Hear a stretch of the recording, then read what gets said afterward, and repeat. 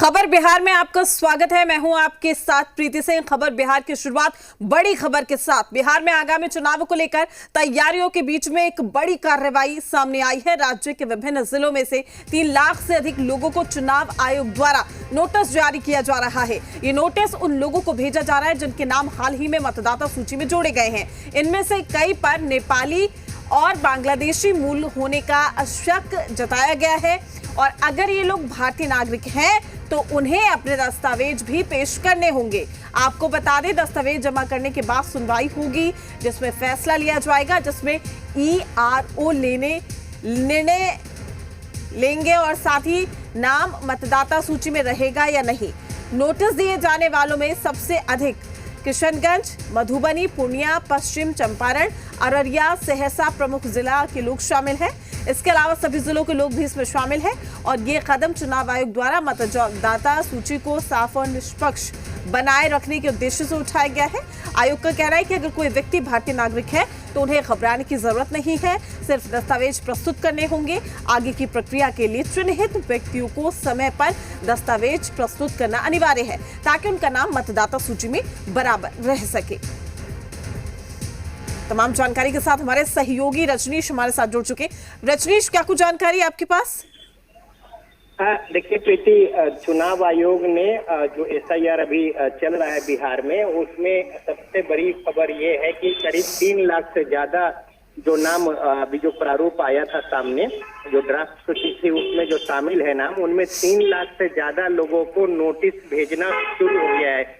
BLO वैसे लोगों को जो चिन्हित किया गया है उनको नोटिस दिया जा रहा है और इन लोगों को अब ये साबित करना होगा और दस्तावेज दिखाने होंगे और साथ ही साथ ELO जो है वो अब इस मसले पर निर्णय लेंगे।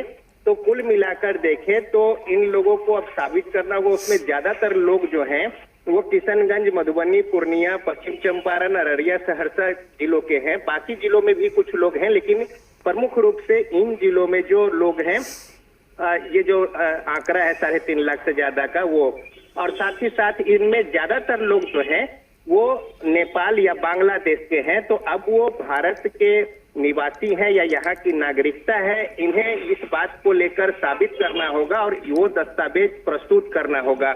तो ये बड़ी खबर है कि नोटिस जो है वो जाना शुरू हो गया है और सुनवाई होगी जल्द ही। और चूंकि अब पब्लिकेशन भी होना है, बिहार में विधानसभा का चुनाव है और नया जो ड्राफ्ट आएगा, जो अद्यतन सूची होगी, उस आधार पर ही जो मतदाता सूची होगी वही मतदान कर पाएंगे।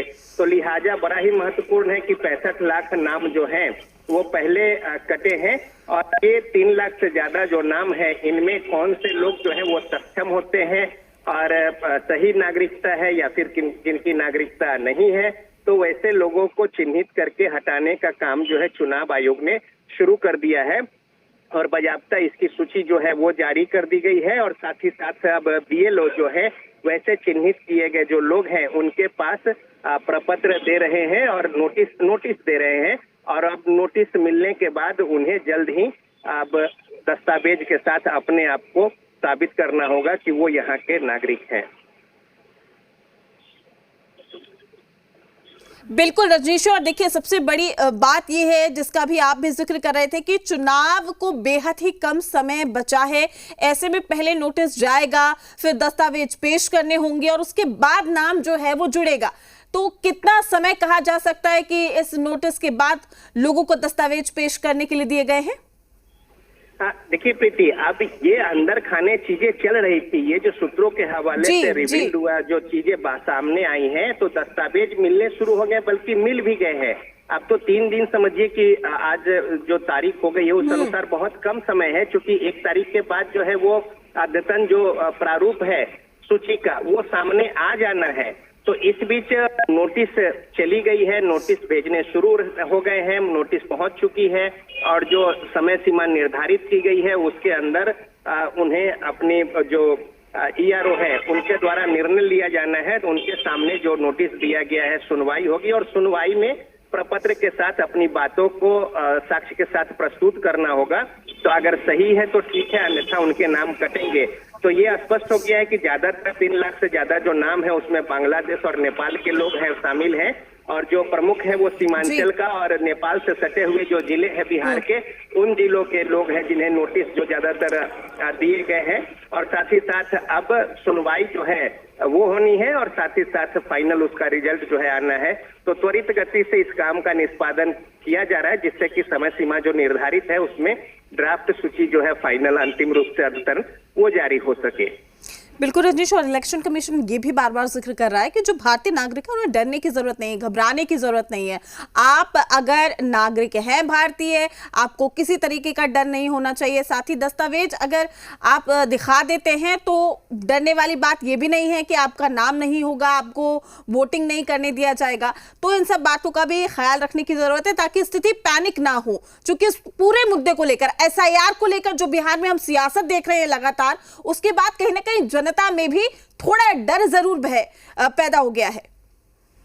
देखिए प्रीति, राजनीति अपनी जगह है और जो आयोग का काम है वो अपनी जगह है। और जब प्रारूप जो है वो आए थे अद्यतन, उसके बाद 1 महीने का समय दिया गया कि दावा खारिज जो है वो कर सकते हैं। और इसको लेकर बाकायदा शिविर लगाए गए, अलग से कैंप लगाया गया, अलग से लोग नियुक्त किए गए।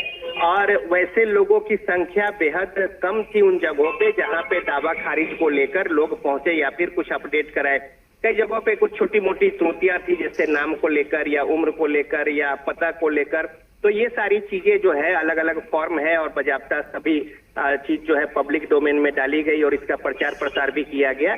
तो अब लगभग वो समय सीमा पूरी हो रही है। तो जिन्हें नाम छूट गए हैं किसी कारण से, या कुछ गड़बड़ियां रह गई है, या कुछ त्रुटि अगर लिपिकीय तौर पे या कुछ इस तरीके से है या तकनीकी तौर पे, तो ये तमाम बातों को सुधारने का, और जिनका नाम यदि नहीं है वो नागरिक हैं तो फिर नाम जुड़वाने का, और जो गलत है या फिर जो नहीं है या हस्तांतरित हो गए या कई जगहों पे है उनका हटाने का, ये सारा काम जो है वो पहले भी हुआ। और इस बीच में जो प्रारूप आया उसमें 1 महीने का समय दिया गया।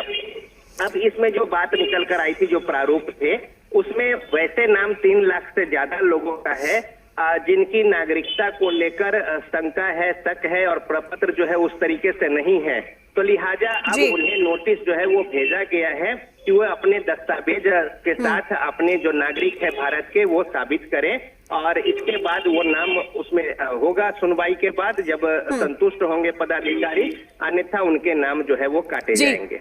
ठीक है रजनीश, आपका शुक्रिया तमाम जानकारी साझा करने के लिए। अपडेट हम आपसे लेते रहेंगे। दरभंगा से